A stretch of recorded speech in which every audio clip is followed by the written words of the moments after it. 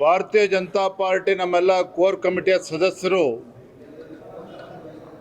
ಕೆಲವು ದಿನಗಳ ಹಿಂದೆ ಸಭೆ ಮಾಡಿ ಕೆಲವು ಹೆಸರುಗಳನ್ನು ನಾವು ದೆಹಲಿಗೆ ಕಳಿಸ್ಕೊಟ್ಟಿದ್ವಿ. ಇವತ್ತು ನಮಗೆ ಸಂತೋಷ ಆಗಿದೆ. ನಮ್ಮ ಕೇಂದ್ರದ ವರಿಷ್ಠರು ಹಿರಿಯರಾಗಿರ್ತಕ್ಕಂಥ ಸನ್ಮಾನ್ಯ ಶ್ರೀ ಸಿ.ಟಿ. ರವಿಜಿ ಅವ್ರನ್ನ, ಮಾನ್ಯ ಎನ್ ರವಿಕುಮಾರ್ ಅವ್ರನ್ನ, ಮರಾಠ ಸಮಾಜದ ಮುಖಂಡರು, ಭಾರತೀಯ ಜನತಾ ಪಕ್ಷದ ಹಿರಿಯ ಮುಖಂಡರಾಗಿರ್ತಕ್ಕಂಥ ಮಾರುತಿರಾವ್ ಮೋಳೆ ಅವ್ರನ್ನ ಇವತ್ತು ಅವರ ಹೆಸರುಗಳನ್ನು ಇವತ್ತು ದೆಹಲಿ ವರಿಷ್ಠರು ನಮಗೆ ಕಳಿಸ್ಕೊಟ್ಟಿರ್ತಕ್ಕಂಥದ್ದು. ಮತ್ತು ಇವತ್ತು 3 ಜನರು ಕೂಡ ತಮ್ಮ ನಾಮಪತ್ರವನ್ನು ಸಲ್ಲಿಸಿದ್ದಾರೆ. ನಮಗೆ ಸಂತೋಷ ಇದೆ.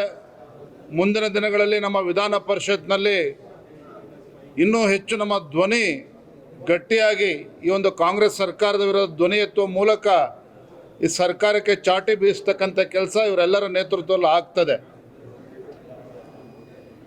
ಈಗಾಗಲೇ ಲೋಕಸಭಾ ಚುನಾವಣೆ ಮುಗಿದಿದೆ. ನಾಳೆ ಫಲಿತಾಂಶವನ್ನು ನಾವು ಎದುರು ನೋಡ್ತಾ ಇದ್ದೇವೆ. ಎಕ್ಸಿಟ್ ಪೋಲ್ ಬಗ್ಗೆ ಸಾಕಷ್ಟು ಚರ್ಚೆ ನಡೀತಾ ಇದೆ.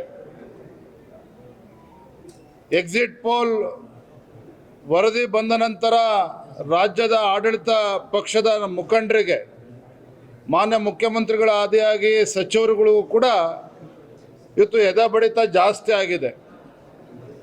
ಮತ್ತೊಂದು ಕಡೆ ST ಡೆವಲಪ್ಮೆಂಟ್ ಕಾರ್ಪೊರೇಷನ್ನಿಂದ ಆಗಿರ್ತಕ್ಕಂಥ ಹಗರಣ, ಇದು ಯಾವುದೇ ಒಂದು ಸಣ್ಣ ಹಗರಣ ಅಲ್ಲ.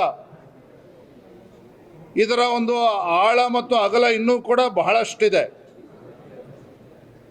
ನಾವು ಭಾರತೀಯ ಜನತಾ ಪಾರ್ಟಿ ಈಗಾಗಲೇ ಸಚಿವರು ತತ್ಕ್ಷಣ ರಾಜೀನಾಮೆ ಕೊಡಬೇಕು, ಮಾನ್ಯ ಮುಖ್ಯಮಂತ್ರಿಗಳು ಸಚಿವರಾಗಿರ್ತಕ್ಕಂಥ ನಾಗೇಂದ್ರ ಅವರ ರಾಜೀನಾಮೆನ ತತ್ಕ್ಷಣ ಪಡಿಬೇಕು ಅನ್ನುವ ಆಗ್ರಹವನ್ನು ಮಾಡಿದ್ದೇವೆ. ಇನ್ನೂ ಕೂಡ ಮಾನ್ಯ ಮುಖ್ಯಮಂತ್ರಿಗಳು ಮನಸ್ಸು ಮಾಡಿಲ್ಲ.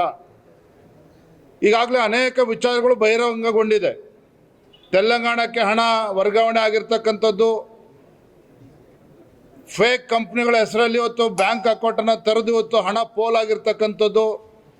ನಮ್ಮ ನೇರ ಆರೋಪ ಅಂತ ಹೇಳಿದ್ರೆ, ಲೋಕಸಭಾ ಚುನಾವಣೆ ಸಂದರ್ಭದಲ್ಲಿ ಕಾಂಗ್ರೆಸ್ ಪಕ್ಷದ ಹೈಕಮಾಂಡ್ಗೋಸ್ಕರ ST ಡೆವಲಪ್ಮೆಂಟ್ ಕಾರ್ಪೊರೇಷನ್ ಇದ್ದಂಥ ಹಣವನ್ನು 185 ಕೋಟಿಗೂ ಹೆಚ್ಚು ಹಣವನ್ನು ತೆಲಂಗಾಣಗೆ ಟ್ರಾನ್ಸ್ಫರ್ ಮಾಡಿ ಬೇರೆ ಬೇರೆ ಕಂಪ್ನಿ ಹೆಸರುಗಳಲ್ಲಿ ಅಕೌಂಟನ್ನು ಓಪನ್ ಮಾಡಿ, ಫೇಕ್ ಕಂಪ್ನಿ ಅಕೌಂಟನ್ನು ಓಪನ್ ಮಾಡಿ ಹಣ ಇವತ್ತು ಡ್ರಾ ಆಗಿದೆ. ಲೋಕಸಭಾ ಚುನಾವಣೆಗೆ ದುರುಪಯೋಗ ಆಗಿದೆ.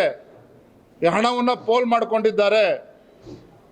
ಇವತ್ತು ಕೇವಲ ಇದು ಸಚಿವರಿಗೆ ಮಾತ್ರ ಸೀಮಿತ ಆಗಿಲ್ಲ.